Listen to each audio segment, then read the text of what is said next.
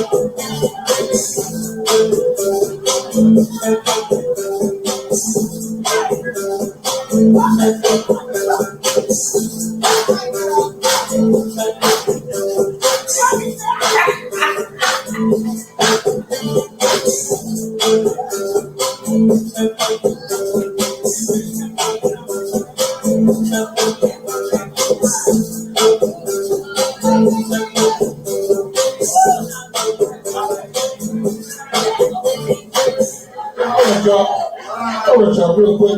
Ladies, look at, hey guys, ladies, going well. All right, y'all, for the menu. Game with the 50-50, game with the 50-50. All right, ladies, you got your fans? All right, y'all, let's do a little work about let's look at y'all. I don't know if y'all know, but Westlove and the 478 band. It's like,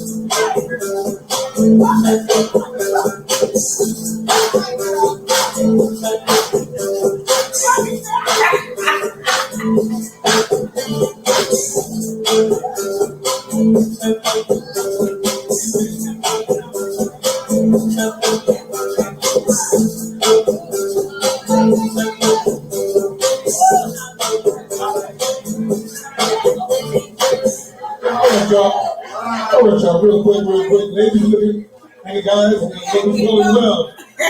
All right, y'all, for the menu. Game of the 50-50, game of the 50-50. All right, ladies, you got your fans? All right, y'all, let's do a little work about let's look at y'all. I don't know if y'all know, but Westlove and the 478 man. It's like,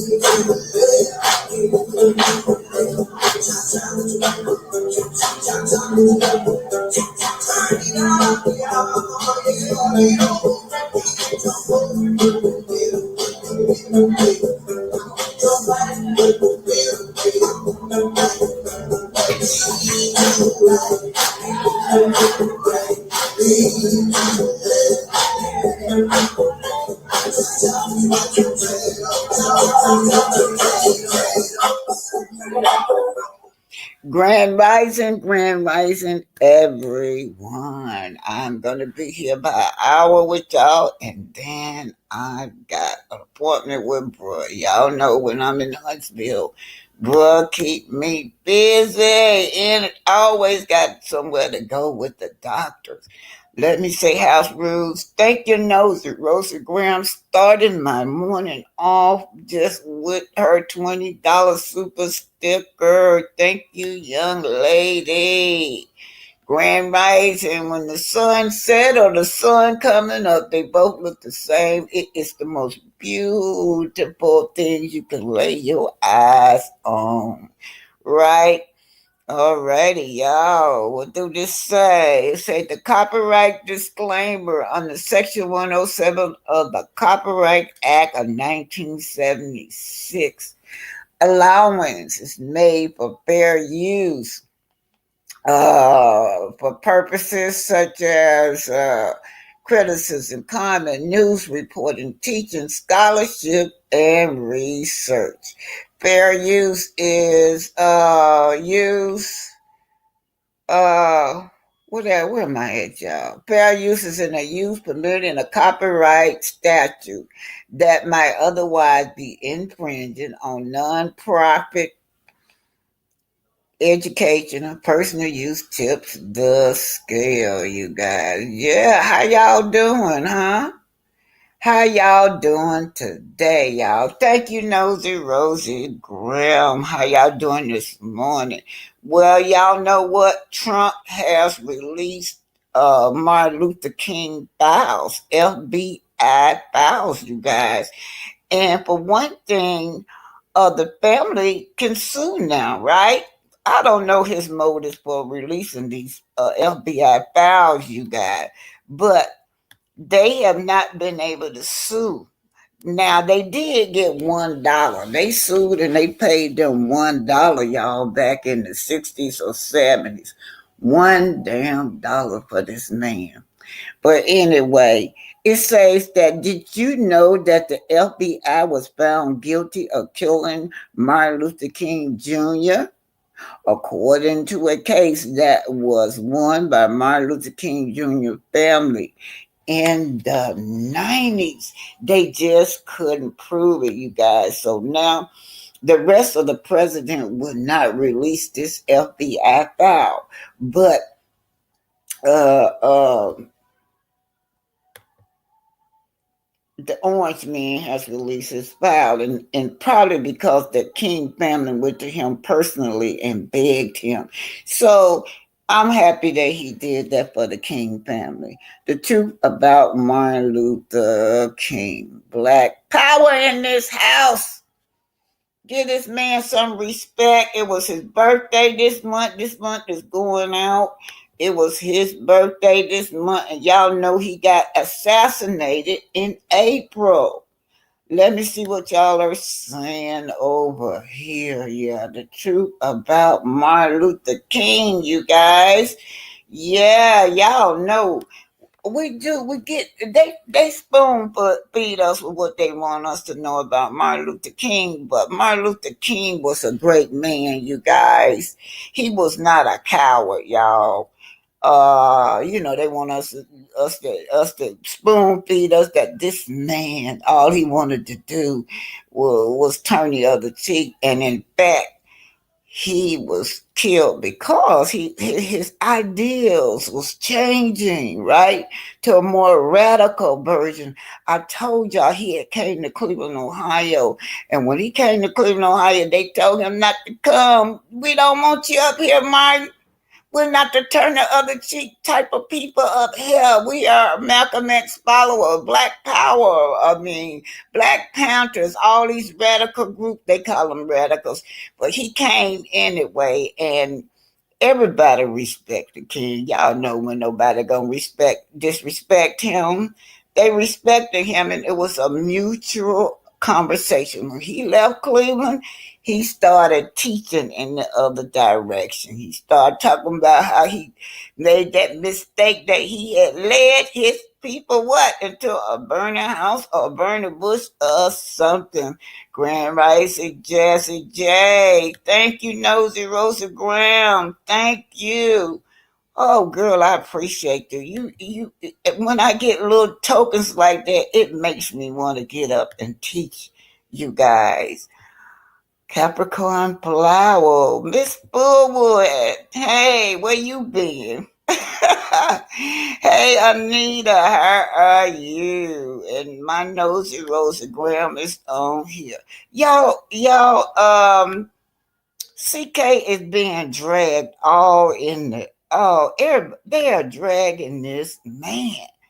Major articles have picked up on how he is maneuvering and manipulating his cast till they are just walking out on him. This major, uh, hopefully everybody's saying Melody done walked out on him. Look, I don't know if that's true or not, but this is a king. He's sitting there with this girl is hating on Aisha. She brings nothing to the table but fakeness. Y'all, I'm gonna just be real with y'all. With that other Letitia down there, over there at Bell's Collector, she brings nothing to the table. She'll rent this little space and most of the time to just be a desk she's sitting in front of. She has no office space. She has no nothing. But yet she can sit up and talk about Aisha like a dog to Carlos. Carlos is listening because Carlos right now he's not feeling Aisha because Aisha walked out on him. Now she bad mouthing Aisha to this little t-shirt right here on Bill's Collector. Yeah, that's what I'm talking about. She bad mouthing Aisha to Carlos, yeah, it's something about her. I should have listened. We should have never brought her on the show. And then they gonna say she don't fit, she don't need to be on the show when she is the most valuable player on there. She bought this man on there, her husband was a three-time champ, a football player, y'all. She bought that man on the show. They got money. They don't need Carlos. And so she is up there. If y'all go look at that interview, that girl dogging that girl out so bad. And then y'all know I like the girl that do the hair, the little young beautiful girl. That got the hair shop. Y'all know who I'm talking about. I'm running a blank. She one of Stormy friends. But Latrice. I like Latrice, but Latrice is blaming Aisha and her husband for how her event turned out. When in reality it was not Willie. It was not Willie. It was not Aisha. It was Letitia's husband Glenn and Latrice's husband. They started that mess at her event, but she's blaming this couple right here. Now, Latrice and Latrice and Aisha has been friends, so I hate that came between their friendship because they have been friends. Okay, so let's just take a look at this, you guys. Carlos is sitting up there with Dustin, y'all. Dustin now. He kind of a little bit more reserved. I don't know if Carlos have him to back off, but Dusty is gonna highlight that show. At least he highlight the show in a more realistic version than anybody else. But when you talk about that show, just don't talk about Martell. He get quiet. He get quiet. What about this damn grooming shit they talking about? What is about this grooming? This major magazine is dragging CK, y'all. They are dragging CK.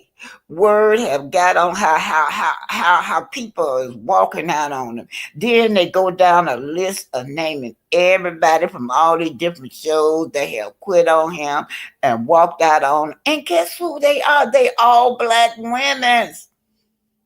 Yeah, they all black women.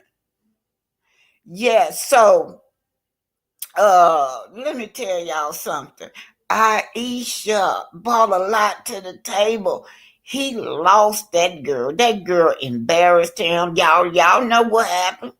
She let her husband went on to say what he had to say, and then they dropped that bombshell on him. That smile went off of his face. Oh, Carlos, that smile was, yeah, that's the look he had right there, y'all. Y'all see that look, the Carlos looking out.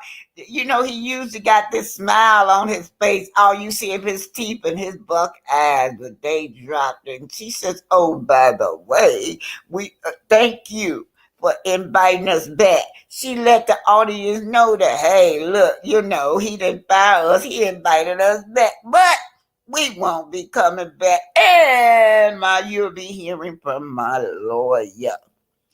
Now, these are to me would be the two leading ladies on Bill Collector, but he want the ratchet. He want the ratchetness, which is that the other teacher over there. That's what he say is the leading lady that don't bring nothing to the table. How many more brunches can you give? Now let me tell y'all something. When I was doing my community work, that's what they wanted me to do with the children. I'm like, these kids don't need. Oh, these kids with the life they live down here in this project ain't worried about what whether the fork or the spoon go on the left or the right, or the napkins is in the front of the plate or the back of the plate. They dodging bullets at night, drug dealers, prostitution, all that. They not. That's not real. All she give is these brunches. Yeah.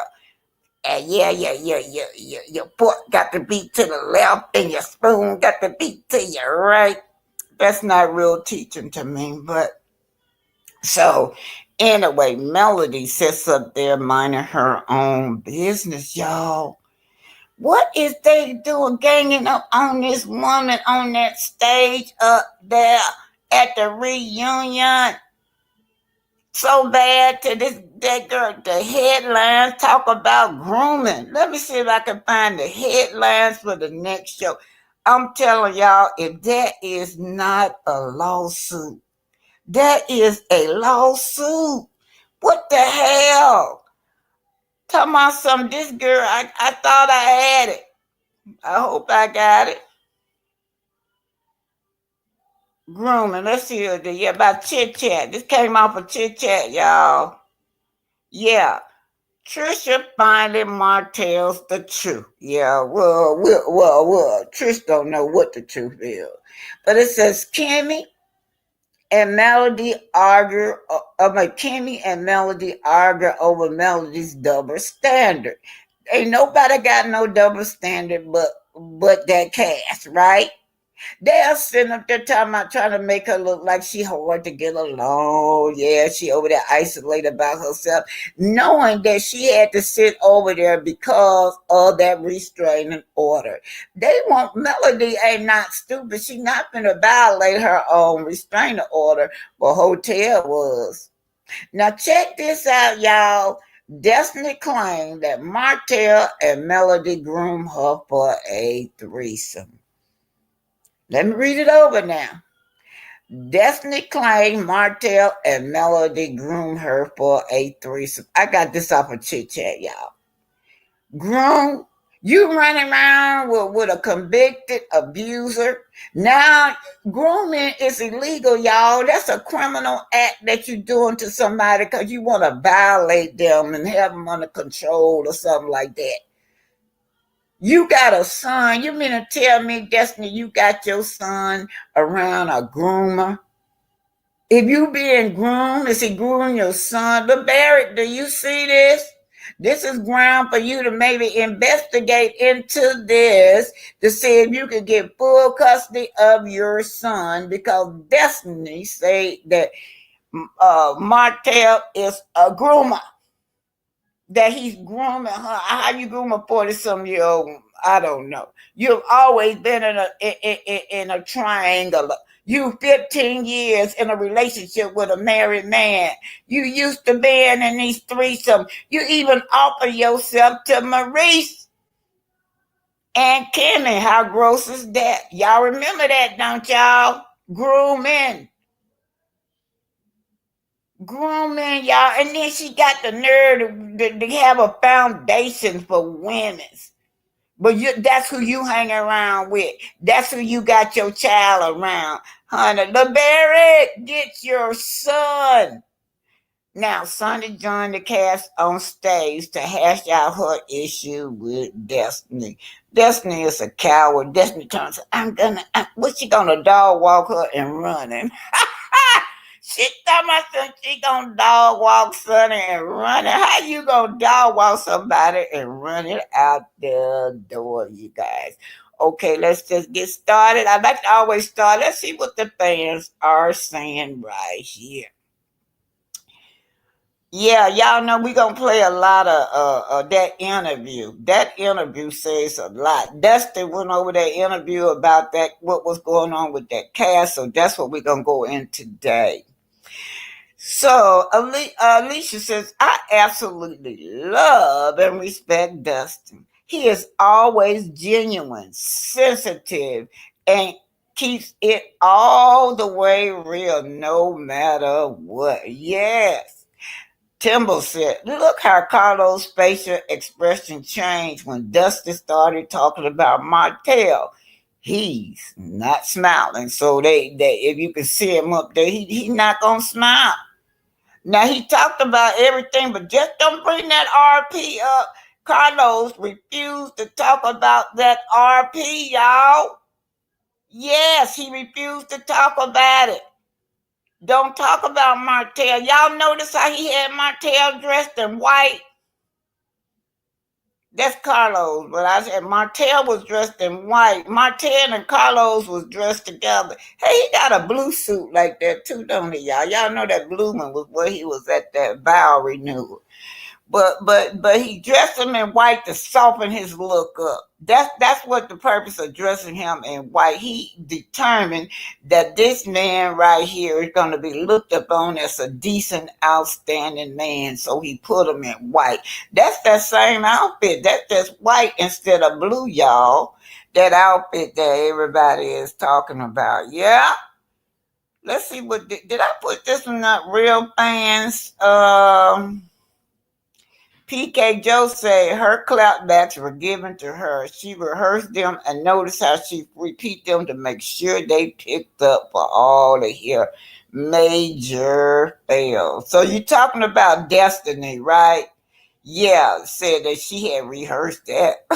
Oh, okay, let's see what Bab said. You know how you know it's jealousy. None of them have a reason to dislike her. Now, Melody sitting over there minding her own business at that vow renewal. They all got their mouth on that woman. That woman sitting over there just as quiet to herself.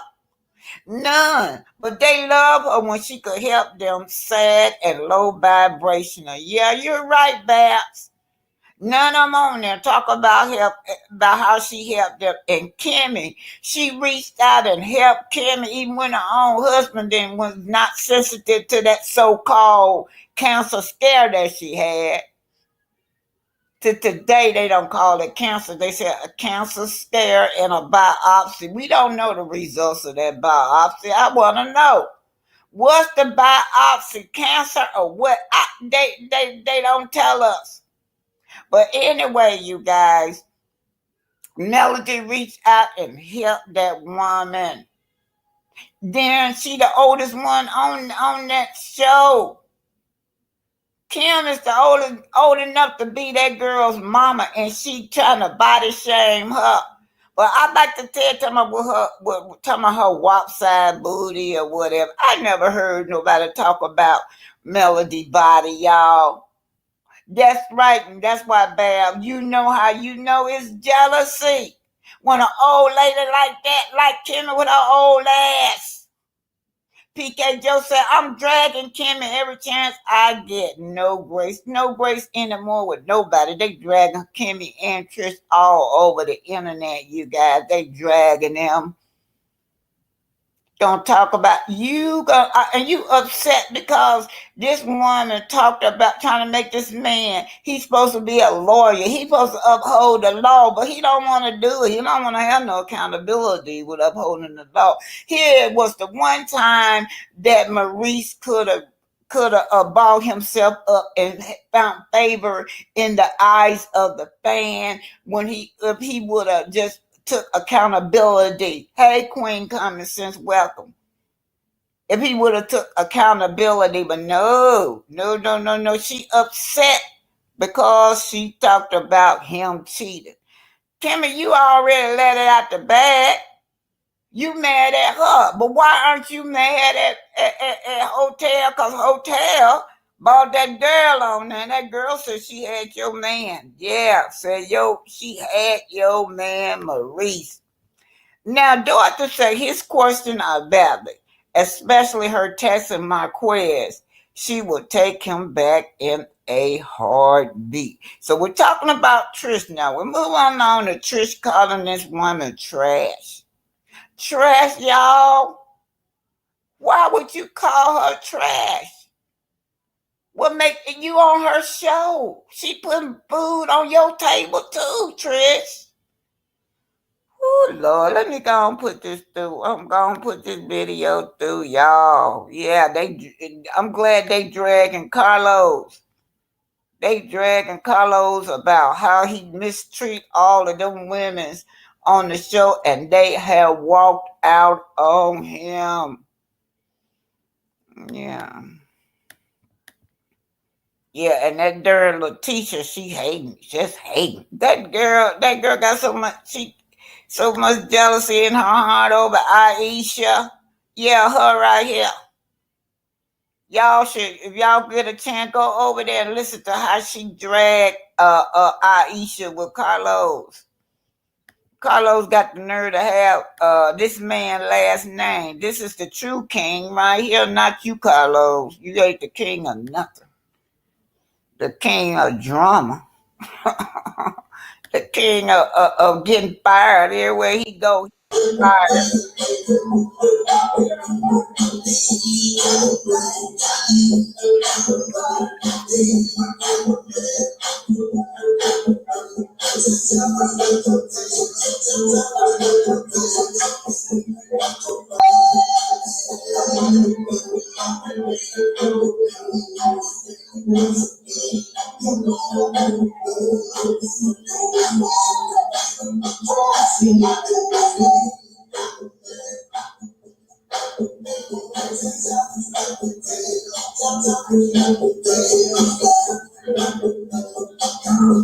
You start off and you tell me exactly what you want to talk about, child. There's so much to talk about, Carlos, because again, the show opened up and we were back in that ice cream shop where Destiny had Nail's bachelorette party at. Was it an ice cream? What was the play, the venue? Oh, where the bachelorette party was at. Yeah. Mm-hmm. Whatever it was, right? That's where we started off at. And Destiny, she was charged up. I think that whatever Sonny said online about Destiny's paternity questions or posting that Maury Povich meme was just the license that Destiny needed to, write something up, rehearse her lines 1,000 times, and come on into that scene because she was ready for Sonny when Sonny arrived. You think Destiny rehearsed her lines? Oh, yeah. Especially when remember after her and Sonny had the disagreement and she walked out in the parking lot and what did she say to Letitia? I meant that dog walk. I meant it. Or whatever she did, and she got in Letitia's face and said that, and then they looked at each other for about 5 seconds and went, they busted out laughing. So that's how I knew. I'm like, you ain't that mad. You know what I'm saying? But she had reason to be. But that was interesting. I think that the Trisha versus Melody situation, though, for me, was a little bit more potent, right?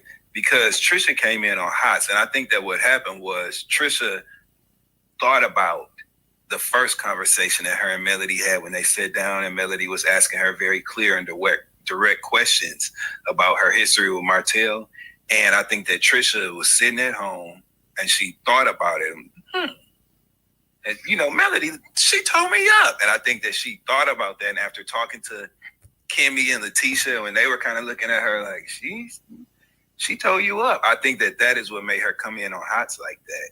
And when Melody asked her, Melody's energy was good. She was fresh-faced, looking beautiful. Melody was chilling. You know what I'm saying? And when she asked Trisha, like, yo, is it an issue? Like, what's going on? Trisha, yeah, bitch, it's an issue. Like, it was just immediate. And I think that kind of threw her off. And Melody, let's be clear.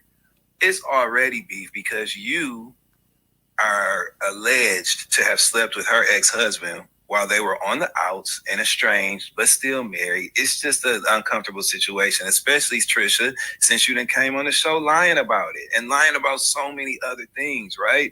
So like now you've elected to kind of hitch your wagon to this combative stance. Trisha's a person that she's shown a pattern when she's in like arguments and combative dialogue. She just sticks to the repetitive responses that are petty and triggering, right? So like if you're having a heated conversation with her, like Ken was at the end of the episode, and he said, actually, you're the problem. She'll say, no, you're the problem. No, you the problem. She's that type of person where it's hard to make progress in them conversations. And that's what was showing up in her dialogue with Melody at that place that they shouldn't have had Nell's party at in the first place. So you didn't like the location?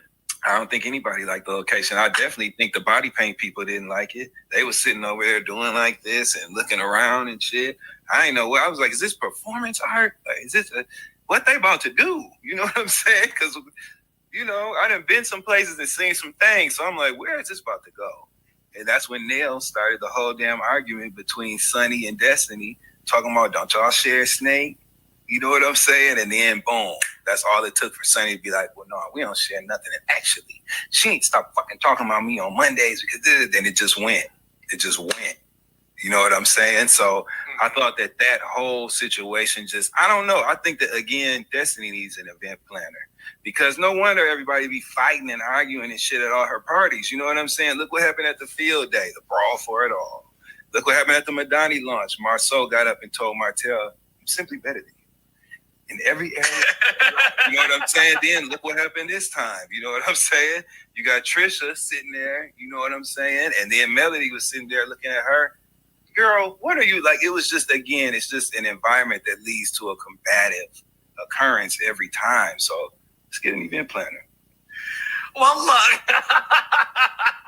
And Destiny deserves better. What I will say, Destiny looks so pretty. I like that long ponytail. She looked good. Yeah. She looked very pretty. Yeah. Okay. Well, yeah. we love that you like the look of Destiny, but not necessarily the look of the location. Okay. Yeah. Getting back to, you know what I'm thinking about? Your DMs. I wouldn't know. Right. No, exactly. No, you're like, I even checked it. Okay, so look, when it came to the Destiny and Sonny showdown. Yeah. Okay. What were your thoughts on the fact that it appeared that these two women obviously have an issue based on what we all know that occurred, right? And then, we talk about it more at the reunion that part one is this coming Saturday. Do you think there's a world where Destiny and Sonny can finally move on from this? Or do you think as long as Sonny is married to Moses, they will never see eye to eye with this? What do you think it'll take for them to see eye to eye? Or is that never going to happen? It's a tricky situation because while it would take Destiny just releasing her anger connected to the situation, she got every right to feel like Sonny, played in her face a little bit. You know what I mean? And so everybody's just going to have to be mature and agree to disagree and just let it go in order to move forward. But they'll never be able to be friends. When you feel like a person betrayed you in that way, you know what I'm saying? It's not going to ever be a clean slate, so to speak. But I think that they can both be mature, be around each other if they need to, and keep it moving, and give a little funny, snarky commentary in the confessionals along the way. It can be cool, but they'll never be friends. And Sonny told you herself, Destiny ain't her friend. Sonny never felt like Destiny was her friend. Destiny felt like Sonny was her friend. And that's what the problem is. So, yeah, they can definitely move forward and be cordial with one another. Yep. And in this episode, we did see the vow renewal of Nell and Chris Fletcher. So congratulations for a long marriage. It's a lot to celebrate. So I was happy to see that. Give me your thoughts on the wedding and everything that happened as relates to that event. So many thoughts. So first of all, I did not realize how much Lance, Nell and Chris Fletcher's oldest son that is dating Destiny, when he arrived in the glam room while Nell was getting her hair done and he went down to hug his mama and their faces were next to each other, I was like, y'all are literally twins. I did not realize how much they looked alike. They look exactly alike. So that was cool. I thought that the niece Kiki and their daughter had me rolling in the glam room when they said, now Destiny did eat her up. She did eat her up. She did eat Sonny up. That was funny. A real moment to me, I'm going to tell you some of the realest shit that was on that show this week. When Nell's ankle was messed up and we saw that she had that gold toenail polish on, and you could tell it was like a good 4 or 5 coats. You know what I'm saying? She had went back over that goal. That was some real shit. If you if you a certain ilk of blackness like me and like you, we no stranger to what gold toenail polish mean to a certain woman. You know what I'm saying? And that just was black, and it was comforting for me when I saw that. I also thought that there's no way to say it other than to just say it, right? Melody was minding her motherfucking business at that vow renewal. She smiled, said hello when people, and kept it moving. And Martell sat across that aisle and made the most absurd declarations that I had ever heard in my life, considering what's going on. Again, you can never start a story in the middle. So Martell's sitting there and saying, Melody, I have to get beyond the past, and so we can move forward. For him saying that in that confessional, no, she cannot. You saying I feel like I got to give it 5 years to make sure that's really over with, because I think about my kids, man. Nigga, what? This is why people have a hard time with accepting Martell as a person with something to say, because every time he says something, it's ridiculous in that way. Yes, you can't punish a person forever for something, for the same thing, right? And double jeopardy is a real thing. But him sitting in that chair saying that, another thing I want to say, nobody believes that when the cameras are off, Melody is being nice and engaging with Martell in they having friendly banter. She can't stand you, bro, because of what you've done and said and the depths and the lengths that you've gone to when it's come to trying to defame her, trying to avoid and evade responsibility and accountability and the breakdown of your marriage and your family unit. Like, there's so much that has happened involving the cast members and opening up the floor for opinions on personal matters. I was so happy to see in the reunion preview that Martell addressed something directly addressed, a video going around that has long been discussed. It's time to see some accountability for that. So there's been so much that has happened that things just get to a point where all you can do is just sit on the other side of the aisle sometimes. And that scene was just very, very telling for me. You know what I'm saying? I thought that Destiny, I thought that the Destiny and Lance interaction was cute. I thought that him, taking a little bit of umbrage with her making a flirty comment and his mama bringing it back to him. I thought all of that was like, it kind of lightened things up a little bit. You know what I mean? At the right time. But I thought the vow renewal was beautiful. I love seeing Black families sustain and maintain, especially on television. And we should have a season finale that celebrates a Black couple being together for 30 damn years. I thought that was great to showcase. So, yeah. Yeah, no, listen, it was great to showcase and use. So the beauty of the finale and the beauty of the vow renewal, it was sort of like using it as a metaphor to show that, You lose the earrings like you lose men. What are you talking about? Fakeness, the phoniness, and all that kind of He took a video of his wife, and then he tried to get other people to send it out there and fake like she was giving somebody else. Stop speaking of don't know. Melody, was Martell found guilty? He pled guilty. Not saying. Did you plead guilty? No. Can you explain to us how you were drugged for a DUI? A police officer suspected something, and he arrested me for it. Unfortunate to see Melody disparage my character. She had her opportunity to show who she was, and she did. The lips, it was because it was a topic of conversation all over social media. And that's there was a whole popular social media about your ass, whatever bad butt job you got. I ain't talking about that.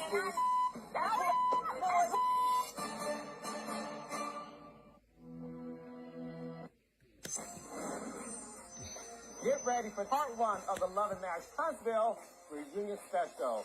Do blondes have more fun? Of course. Oh, you lose the earrings like you lose men.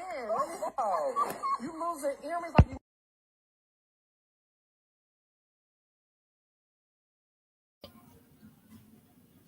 So you got Letitia and Carlo. Letitia badmouthed Aisha. Y'all know Aisha is the one that walks off the show, as if Aisha was not qualified or bringing none to the show. However, Out of every last one of them, Aisha brought a superstar to the show, which is her husband. The superstar, 3 times NBA champion, not NBA, he's a football player, you guys, 3 times championship. And he's a sports broadcaster. Brought this man to the show with her. And this girl want to belittle her like she trouble, she ain't nobody. Okay, y'all just listen to it. And if we want to talk about you and your husband, Letitia, you didn't own no business. You own nothing. All you do is fake for the show. Aisha did bring this superstar to the show. Listen at her girl belittle this woman. Gucci's genuineness does come out when she's able to be herself. Right now they talk about Absolutely. And everybody loves JJ. We got to see JJ in a different light. So I get it, and I think that so Gucci is torn. I think that it's like, I'm going to please my husband by any means necessary. Because she like, I got you, baby. But I think it all boils down to, when she said it, no, she don't want to. So y'all know Saguchi and Aisha are friends. They both have walked off the set. Now, is coming along with Carlos. That's Carlos' puppy right there, y'all. Selena on the show. I want to say this. Adding Selena to the show had nothing to do with replacing one over the other. Mm-hmm. The beauty of Bell Collective is every single woman on that show was born and raised in Mississippi. Mm-hmm. And Selena is somebody that was talked about on the show. She has a fan base. Mm-hmm. She is so different than all of you all. And if anything, I looked at it like, well, dang. Mm-hmm. And I'm sure you girls did too. Well, so Gucci about to have the best storyline of all of us. I'm not going to lie to you now. A conversation behind the tea with me and Monroe. What? So Gucci about to have a big storyline, girl, that he gonna be out for us for a little while. Girl. Mm-hmm. We'll see next season. Yes. All right, but coming up next, only the Big Easy can a little New Orleans magic hush the drama, at least for a heartbeat. But that calm is about to crash harder than a Mardi Gras hangover. When we return, we'll be back in Jackson, and we got the inside scoop on a jaw-dropping twist. Stay right where you are, because this is the tea you never saw coming. All right, welcome back. If you thought a little Southern Charm would have these girls harmonizing and holding hands, well, honey, guess again. After Latrice's double grand opening whipped up a storm of chaos, she and Letitia are suddenly back and better than ever. How does it feel to be back with your girl? Oh my God. It's amazing. We both knew in our hearts that this is genuine love. We know what happened. I missed you. You missed me. We really had a big sis, little sis relationship. You know, and friendships are hard. Like, when you lose a friendship, that's just like a relationship. Like, for us to be back and we clicked right in, it was just more of hurt. It all just worked itself out. And I'm happy there. Yeah. I know how much that relationship meant to you. Yeah. So let's check out this clip between Latrice and Letitia. I definitely had to come check on you after Taste, girl. What the hell was that? Girl, it hurt me so bad. Out of all the places to do this in, I'm extremely hurt that Willie and Akeisha wrecked my grand opening. The fact that you guys intentionally ruined my event says a lot of. You know, this girl know who did. It was Akeisha, and now it was Letitia and her husband Glenn. They were the one, and your husband wrecked your own party, girl. About you guys and how you actually feel about me. I would have never thought in a million years that it would be the cologne ruining an event. Akeisha, she is dead. Like, I feel stronger about her than I do about Marie now. Right now, Marie coming from that was strong. That's a strong statement now. That was strong. I think it's just one bad apple, and that's Akeisha. Akeisha does not fit into this collective. She is not about sisterhood. She is definitely not about community unless it's pushing her own agenda. Do you feel like we need Akeisha in the collective? She gotta go. So, how you feel about that scene? Where you want to say, oh, it's jealousy, has nothing to do with that. Because I knew everything that Akeisha had going on and what she had when I went so hard for her to be in the collective. I have messages where she was texting me. I haven't heard anything. I haven't received a call from Carlos. I said, let me make sure they get my girl in. I thought it was genuine. She had parked on Ferris Street. And I said, oh my God, this is my mind. This is alignment. We can collaborate together. We can work together. It took me back to when we originally pitched. Whoa, where have you been? Right. This is beautiful. This works great. And she came in and it switched.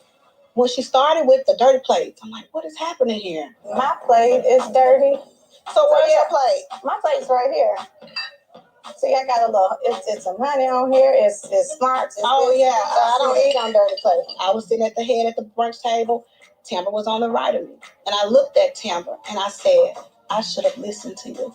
And Timber said, because Timber tried to tell me beforehand what type of person she was when you asked me and Latrice at the reunion. Why did you two feel that y'all had to get on the telephone with each other after Timber told you guys about accusation? And we didn't say anything because we didn't want to throw Timber under the bus. And I regret not speaking up. During the scene at the Taste Grand opening, I felt the tension. We interrupt your regularly scheduled program. This is breaking news, and I'm Carlos King, your special correspondent. We have an emergency weather update. Things are getting steamy in Jackson, Mississippi. Child, word on the street, there's a chilly cold front rolling in from New Jersey. The forecast, a full-blown shade storm on the horizon. But watch out, folks. This one's bringing the heat, and nobody's safe from the burn. Find out after temperature skyrockets in season 6 on the Bell Collective. Stay tuned. This one's going to be fired. We now return you to your regularly scheduled program. Before we sign off, we got a special treat. Now, this may be your favorite show of mine, which is Love and Marriage Huntsville. Yes. I have a special sneak peek for you. Why did me and Melody go at it? I don't know. Because you was feeding her stuff on my husband. Like what? Everyone. No, I'm saying like what? I don't understand. Go back. Okay. I'm gonna chill. A lot of times. So Carlos King, just by Blavity, produced shows are seeing cast member exits or speak out. What's going on? As you can see, he got his favorite man up there, Martell, right? So let's just get into this about Carlos King. What's going on with the Carlos King show? For years, King has been the stand-out executive producer of reality TV. But more stars from his show and other projects he's worked on, past and present, have spoken out or have left the show. This happened very recently when 2 stars from On Bell Collective exit, Aisha and her mother and her husband. This series, are they simply disgruntled? Depends on who you ask, but there's a trend here worth highlighting. Rumors and discourse have been going on for some time, dating back to the time working with Bravo, origin as a producer on The Real Housewife of Atlanta. He also worked on Bravo, The Housewives of New Jersey, as a producer. As time has gone on, King Reality Empire has grown. Projects on TV One, on BET, WeTV, and even HBO. And as his popularity has grown, so has the mixed response surrounding some of the show. Both are cast members and fans. So Carlos denying these rumors. Y'all know about that he had anything to do with that sex dungeon between Burroughs, Portia, and Phaedra, right? He said, however, he has consistently denied a role in the drama and has stated that he left the show on his own accord. He dismissed the rumors in the chat with married to medicine Dr. Heavenly Kynes in 2020. He broke his silence on the ordeal, saying, I left the show. I did not get fired. That will always be the dumbest rumor when it comes to that. And it's funny because when you Google anything, I've been fired so many times, it's like I am in The Apprentice. It's the dumbest rumors out there. I did not get fired. And the other thing about the whole situation that happened season 9, I had nothing to do with that. Let me make that very clear. If that was the case, I wouldn't be here today. I'll be in jail. So let's start there. And that's all I'll say about that. So that goes on to talk about his relationship with Candy Burroughs and escape biography development. Now, right after that, they're saying that he tried to steal that escape story, right? Yeah, he tried to steal the escape story, and so it was a documentary, right? Then Monique Samuel drama on Love and Marriage DC. Monique claimed that he told her he was going to protect her, but he started trashing her name the first season. She said, I believed him when he used the black card, and he did me worse than the whole white folks. I was like, he could have at least waited till the second season to trash me, she said during an interview on the Jay Hill podcast. It was just like, we got her, dog her ass out. It was like my name was used to gain the audience, and I felt like I got trash on that show. They didn't show any of my real moments where I gave more content. All right, let's go to the next one. King's relationship with Melody Cherie Rogers from Love and Marriage Huntsville. Okay. Next, King's relationship with Melody Rogers from Love and Marriage Huntsville. Whether you're a fan or not, Melody is the bona fide star of Love and Marriage Huntsville. Without her, some fans would say the show doesn't stand a chance, but the way things seem to look between her and King right now, the show may be undergoing a massive change sooner rather than later. King and Roger were initially two peas in a pod, but things took a turn when she appeared on his live edition of his podcast. No matter what host has allegedly done, that's Martell, King has stated publicly his affinity for hosts and pushed the idea of a reconciliation between the two. King has maintained that Host would not be fired because he, along with Rogers, helped bring the show together while they were married. Recently, Cherie and King's social media revealed they no longer follow one another. This comes after she made comments on social media that fans believe were direct shots at King. When you're in a leadership position, she said, or so-called leadership position of ex-executive producer, there are just certain things you're not supposed to do, Cherie said on her live stream. You don't talk about the people that are putting a check in your pocket. I've never seen the owner of 7th Avenue talk about the people putting money in their pockets. Cherie also criticized behavior she characterized as self-destructive, and that's all they know is self-destruction. Later, she defended her remarks in an Instagram story, doubling down on her early accusation. Now, y'all know about Bill Collective edition of Akeisha Cole and Sir Gucci Williams, y'all.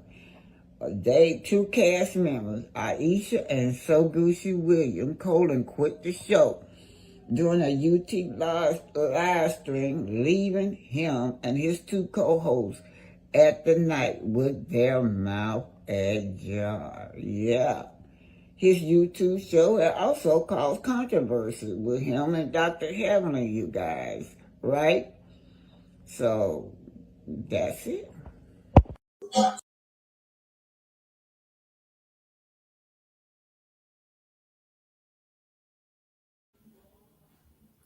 So if you notice, there's a pattern with King.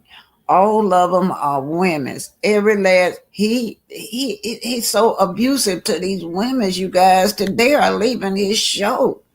A lot of these women are not going to stick around and allow this man to keep them in a dangerous situation like Saguchi. Now, Saguchi had the rights to confront Carlos. Not that I have anything against Selena. I don't have nothing against Selena, you guys. But at that time, she had a restraining order against Selena. And what did he do? He had a sneak attack with Selena on the show, ambushed Saguchi. And so that's why Saguchi confronted him. And then he had the nerve to tell me something, he gonna sue Saguchi. He took that down, don't y'all? You could not find that video anymore of Saguchi. And then I was looking for the video too last night when Aisha and them walked off. I think he had taken that off too, but there's so many people that downloaded that video still. It's still circulating. Now, I know that had to embarrass Carlos. Carlos was highly embarrassed because he wanted Aisha and them, that, and so Aisha and them don't have to depend on that little check like Letitia. I'm talking about Letitia Bill Collector now. That's his puppet on that show. That's his puppet. She got the nerve to say that Aisha need to go, and she bring nothing to the table. Aisha and her husband is the one with the money. These people, they don't bring nothing. All she brought to the show was a cheating husband. That's all, Glenn. A cheating husband. Then somebody, what is Glenn in his 40s? Talking about something, he quitting to be a rapper. Oh, give me a break, you guys. Okay, next, I'm going to keep it rolling because I got to leave like about 8:30. It's 8 o'clock now, you guys. Next, let's go into the Martin Luther King files, you guys. Let's talk about Martin Luther King. Y'all do know that this man was set up. According to these files, they call it pre-assassination, y'all. That's the name of that file, pre-assassination. They followed that man around and waited for the right time to delete this man. They even talked about in that file is going on now. I just put a few clippings of this file, but y'all need to go look at that file. It even talks about how they had him monitored. They had his children, they had his wife, his brother. They monitored this man for years, and they planned his assassination, the FBI, you guys. And then right after that, all those people that was in his corner, they sent him somewhere else. Like he had security guards, he had people in his corner, but what they do, one of the guards said, well, they told me that I was off duty today. They sent me somewhere else, and where they sent me was overcrowded. So let's just look at this. Let's see if I can start with this one right here. This is, I just took a clip. What do this say? They may not be in order. I want to start with when he was on that balcony, y'all. The FBI investigation is, they're not in order. I can't find them in order, okay? The Department of Justice responds. At approximately 6 p.m. on April the 4th, 1968. Now notice this is their documents now. They got the time, everything. Martin Luther King Jr. was standing on the balcony outside of his room at the Lorraine Hotel in Memphis, Tennessee. Moments later, Dr. King was shot by a high-power rifle and then rushed to St. Joseph Hospital. Get that? Y'all see that? He did not die up there on that balcony, you guys. So they said 7:05, he was pronounced dead. He was pronounced dead in the hospital. Now they were talking about these were some conspiracy theory about him dying in that hospital. They said that the man was still alive. We don't know what they did to him when he got in the hospital. Let me read that later. Moments later, Dr. King was shot by a high-powered rifle and then rushed to St. Joseph Hospital. King was still alive. This man was still alive at that hospital, you guys. So what happened to King in that hospital? We don't know. They won't tell us. Unless that family gonna summon the medical records, but I bet you they probably got rid of the medical record. King, I was under the impression that when he got shot on that balcony, that he died on that balcony. No, ma'am, he was still alive, right? 7:05 p.m. he was pronounced dead. The cause of death was a bullet wound which tore the major neck blood vessel and severed the spinal cord at the root of the neck. Then they said, see this autopsy report. Top priority investigation order. The Memphis Police Department was immediately aware of the King's assault and promptly notified the FBI Memphis field office headed by Robert Jason. Y'all see that? The investigation, they already knew about the assault because they planned it. SAC Jensen telephone relay the information to Washington, where Director Hoover and Attorney General Clark were informed.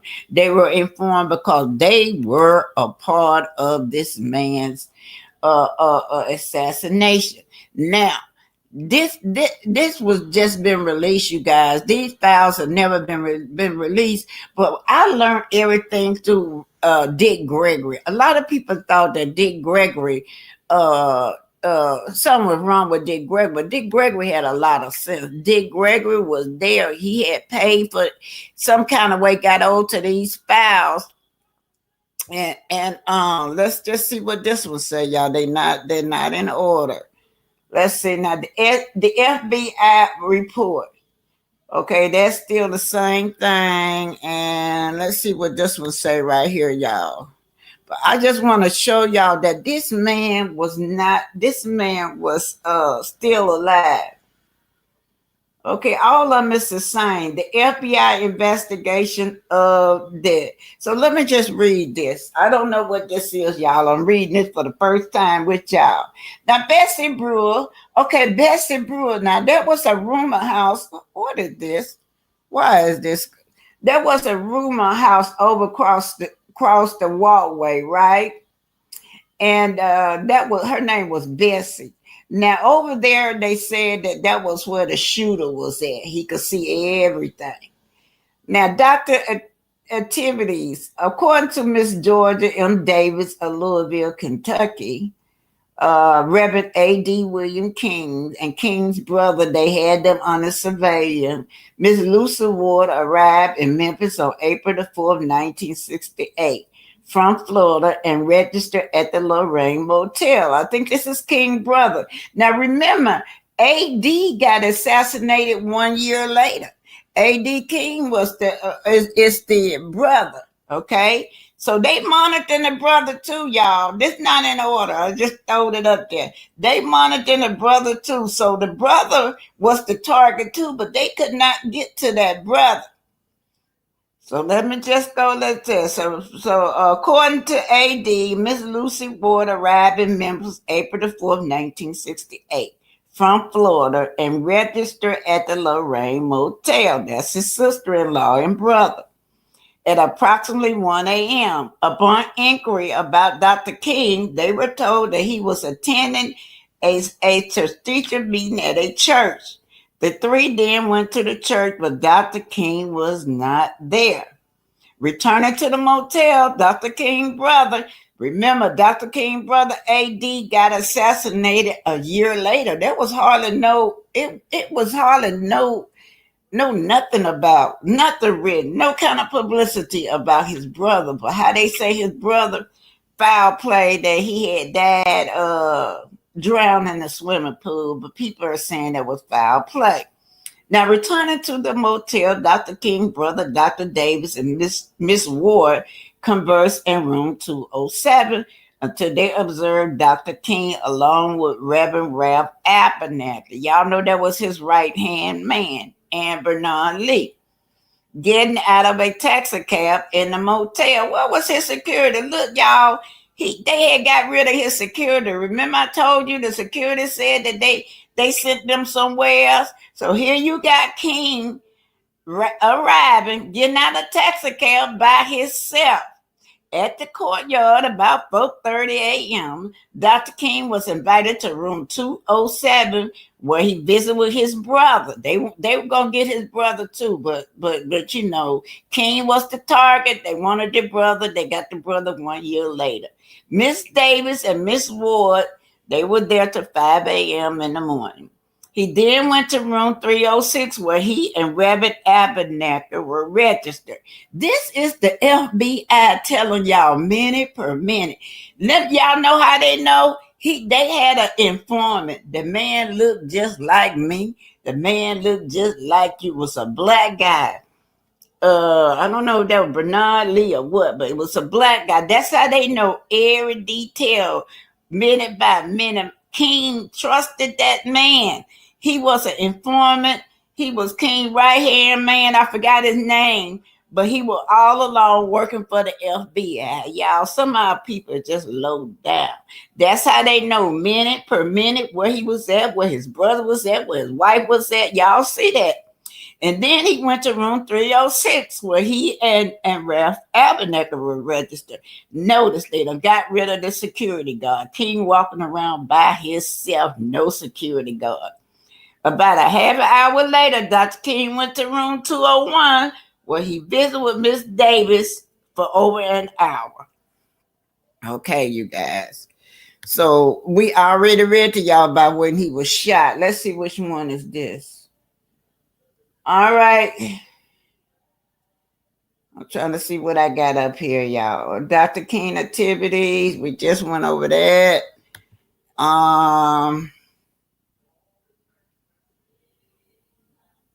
What is this one right here, y'all? Let's see what this one is. I'm just trying to make sure the FBI investigation. Okay. Now I'm going to go over that again and then I'm going to close it. I was just trying to show y'all word for word what we did. So then we do know now we can go back to the investigation to Miss Beard. I don't know why this thing keep bouncing right here. Let's go to Miss Bessie Brewer. For some reason, she was important to me, the reason I pulled her out. Miss Bessie Brewer, resident manager of the Rumor House. Yeah, this was important because she explained that a John Willard. Now, John Willard was that was a fake name. His real name, if y'all can remember, was James Earl Ray. He was some white man. That was his real name, the shooter. But he registered at Miss Brewer Rumor House as John Willard. He registered April the 4th between 3 and 3:30 p.m. Now, they done set him up now. He ready to shoot him. He was first directed to room 8, but rejected it because he had a stove and a refrigerator. He rejected it. That's what he told her. But he did not have no open view of King. So that's what he told her. He didn't need a stove and a refrigerator. You got to put me somewhere else. He needed a clear view.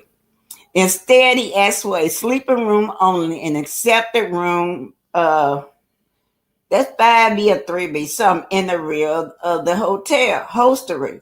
This room provided a window with a view of Dr. King's room at the Lorraine Motel. Now, remember, there is no security, there is nobody but that informant. That informant is there, which makes it so scary. That informant is there to make sure that everything go right. And he looked just like me and you, a brother.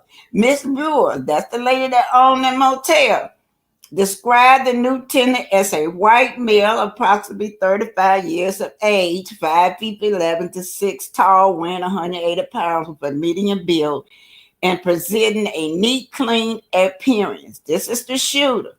Stephen, who was in his room on the afternoon of April 4th, remembers hearing footsteps between these rooms, 5B and the bathroom. He also remembers the bathroom being occupied for a considerable period of time. Now, that's where he was at. That shooter was in that bathroom preparing whatever he doing, getting his rifle, whatever he get doing to execute King. He said he was, this is a witness, Mr. Stevenson, he was in the bathroom 20 to 30 minutes. No water was running, without running water or the toilets being flushed except for the last visit. This last visit ended when he heard what he heard was a gunshot. Interrupted by the shot, Stephen opened his door to the hallway to see a man running. He running down the hallway carrying a large wrapped bundle. And then he ran down the hall in the direction. Now, they did catch up with him. Was James L. Ray. His name was under that, in Miss Bessie Brewer Hotel. He registered as John Willard, but his real name was John. Yeah, so it's like 100 pages of that, y'all. I just get some clippings of that, y'all. It's like 100 pages. Yeah, so now we can go into the gunshot. I was doing it backwards. So now the man that shot him, the man that ran, they done got rid of all of his security, right? Now they couldn't get the brother that day. They wanted that brother so bad, but they settled for King. Cece said the Lorraine Motel is not a civil rights museum. I visit. It is so powerful. Everyone who can must visit. Now, he threw his rifles and everything. He left all that there, I believe, at the Lorraine Motel, or he threw the rifle somewhere. Now let's go on into the shooting now, because I went backwards. Now the FBI investigation of the assassination.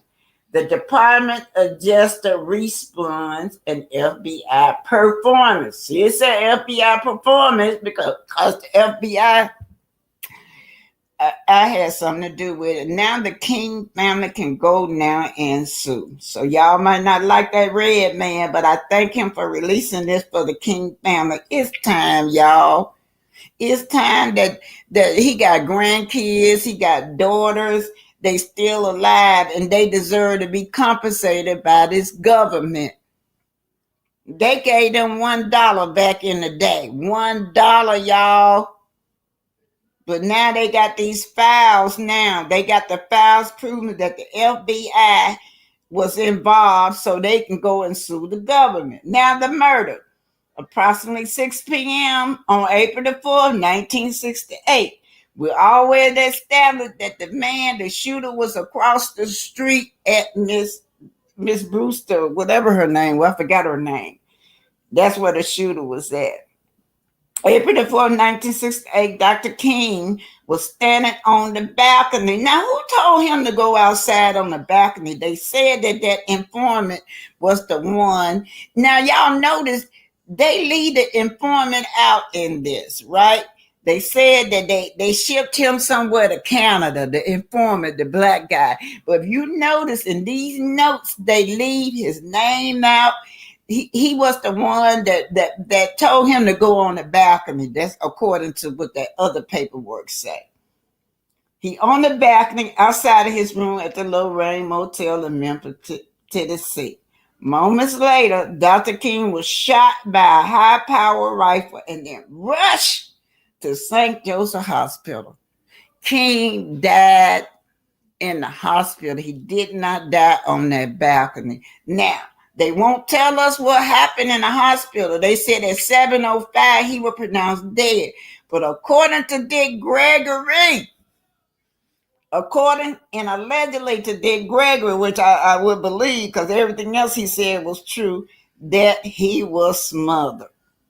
The cause of death was a bullet wound which tore the major neck blood vessel and severed the spinal cord at the root of the neck. Yeah, shot him on the side, said it blew his whole face off, sort of around that by that neck, around that face and that jaw, all the way down that neck by that. Yeah. See the autopsy report, y'all. And that's what happened. So now they said that the Memphis Police Department was immediately aware. You know what they said? They said that they was already aware of King's assault. And it's like it is so interesting, y'all. I stayed up all night reading that. Oh my God. I mean, it's like 100 pages, and you would be glued to your seat. Now we know. Now the King family can go and finally get some justice. It ain't gonna never be no justice, right? There's no statute of limitation on death.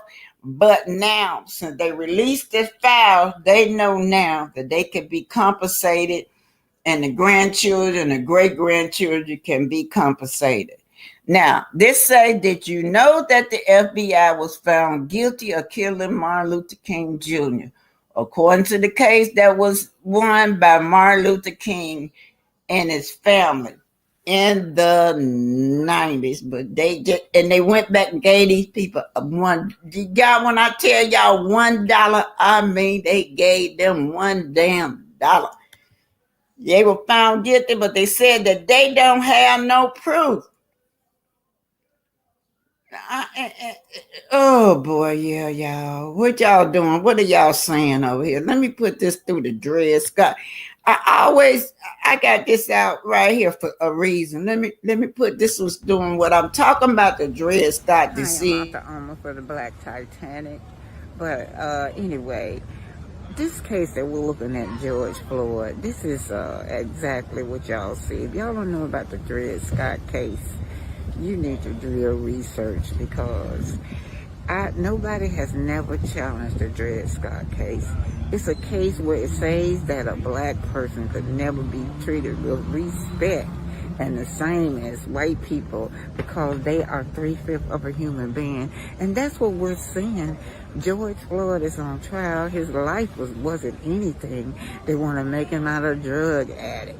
They want to make him out of anything that's defiled, when the really person that's defiled, the murderer, sitting over there with that smirk on his face.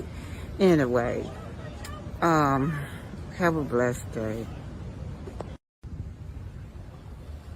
Hi, that's what they did to King. They try to say he was a womanizer. He was a freak. He was all that. When they were trying to prove that the FBI was involved in his case. We call it the Dred Scott decision. Y'all know Dred Scott is buried right here in Huntsville, Alabama, on the campus of Oakwood College. Dred Scott was that slave that took his owner to court, right? Y'all, you never heard of that before. I believe it was 1864, he took him to court. Yeah, they couldn't do nothing with Dred Scott. Dred Scott, they kept everywhere. They kept just passing him around from slave owner to slave owner, because you hit him, he gonna hit you back. So what happened with that? They said, okay, well, let's get him a wife that might tame him. Y'all know damn well you ain't finna hit my wife and children. Oh, that made him worse. So he took them to court, and that's how that decision came along. That, are you kidding me? They never heard of a slave taking the owner to court. That was bold, y'all. He right here in Huntsville, Alabama, buried right here in Huntsville, Alabama. Took him to court, and he said that a black person could never get the same respect as a clear person when they come through court, because they are considered 3/4 of a human being or 3/5 of a human being. That is still on the books today. It has never been challenged. You take your black butt through that court system and you will see the difference. Yeah, and that's how they treated the King family, you guys. See what y'all got to say over here, and then I got to go. But y'all go look at those files. Those files are so important. And I remember that man that died, Dick Gregory, was beyond his time. That man was something else. It says that the Lorraine Motel is not a civil rights museum. It's now or not. It's now a civil rights museum. I visited. So powerful. Everyone must visit. CC said, Queen Common Sense. Y'all know. Hey, Cheryl and Queen, I ain't getting dressed for work.